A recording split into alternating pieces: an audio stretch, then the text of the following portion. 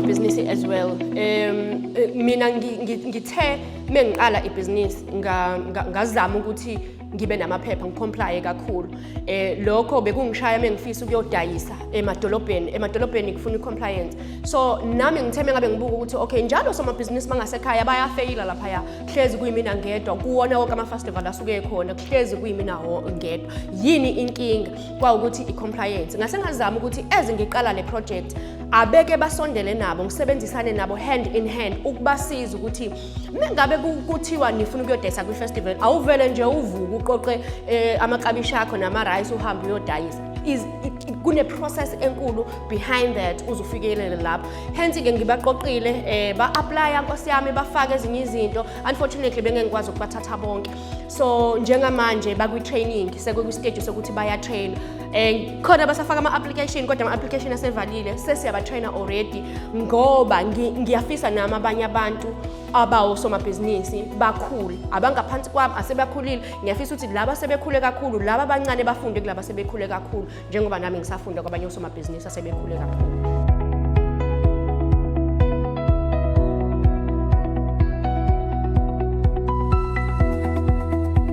Festival amathikithi already aseku 80%. Phase 2 lengikhuluma ngawo phase 1 so waphela kudala. Okusho ukuthi yonke into engitheme ngikhipha i-advert ngibanxenxa ukuthi aba-apply bengithi kubona bazothola ithuba lokudayisela i-crowd iy'nkumbi ngey'nkumbi zabantu. Already lokho shuthi sekwenzekile selifezekile lelo phupho lami bengibadayisela lona ukuthi if ubeza bazothola ukuthi ibhizinisi labo benze imali ngoba abantu bazobe begcwele. Already ground seligcwele shuthi lokho sekuzokwenzeka kubona. Iphupho liyafezeka kumina ngokuthi osomabhizinisi ngikwazile ukubanikeza ithuba ngakwazi ukubafukula and bazofunda ukuthi ukudayisa kwi-festival kuba nje into enjani. And abanye already njengoba ngisho ukuthi bebengakaze bathole ngisho ithuba lokuthola isitifiketi saka environmental ngoba badila nokudla. So they need that but sebeyitholile njengamanje or bakwi-training mebeqeda i-training bazozithola ngoba sebeselectiwe.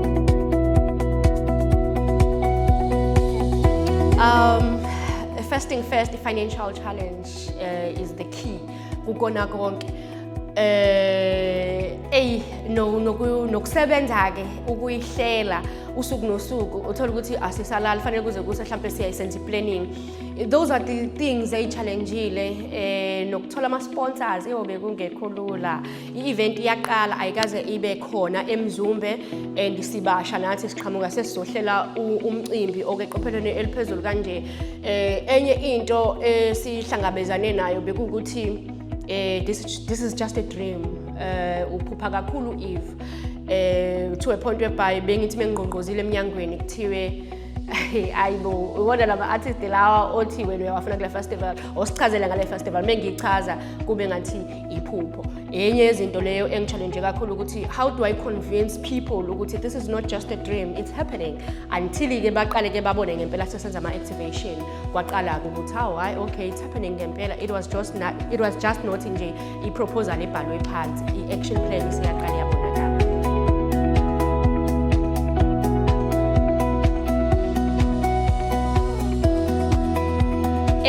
Indawo eyikhona ze-accommodation sikwazile ukuthi sixoxisane nazo benze ama-packages affordable for abantu abazofika bazo-attenda i-event ngoba i-event iphakathi neviki ingolesibili.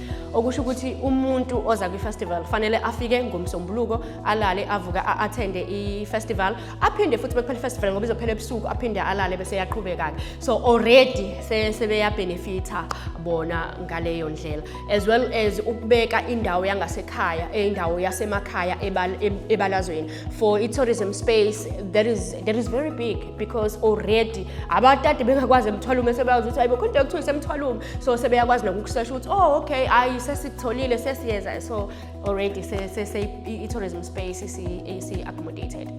We have created already more than 30 job opportunities for young people labe siqale nabo ukusebenza behind the scenes.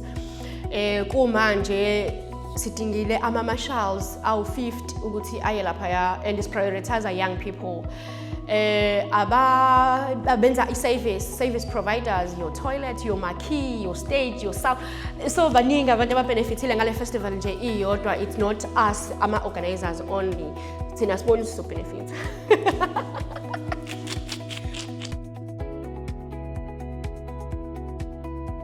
be honest, mina personally, ngimangalile mengifika namhlanje ukuthi khona umsebenzi omusha bengamasi. Angifuna ukuqamba amanga ibhizinisi lami ekuyilona elifundele project ukuze isize yasukuma lona ngilikhohliwe angifuna ukuqamba amanga.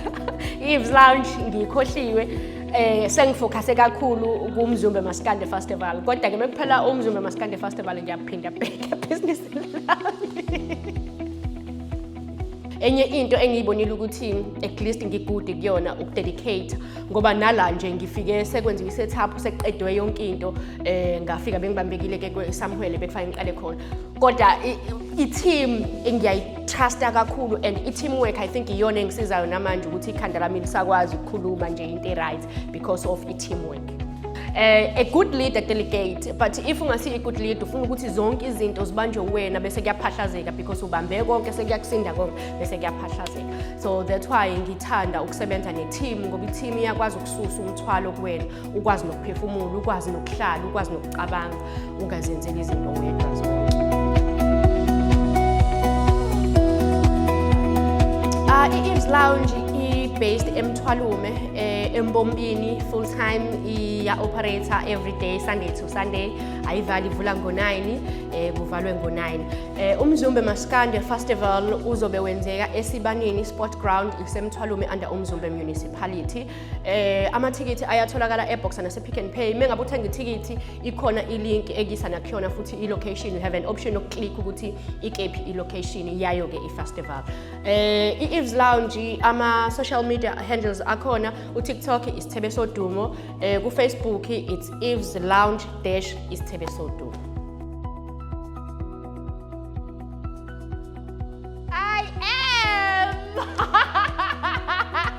I am the next billionaire.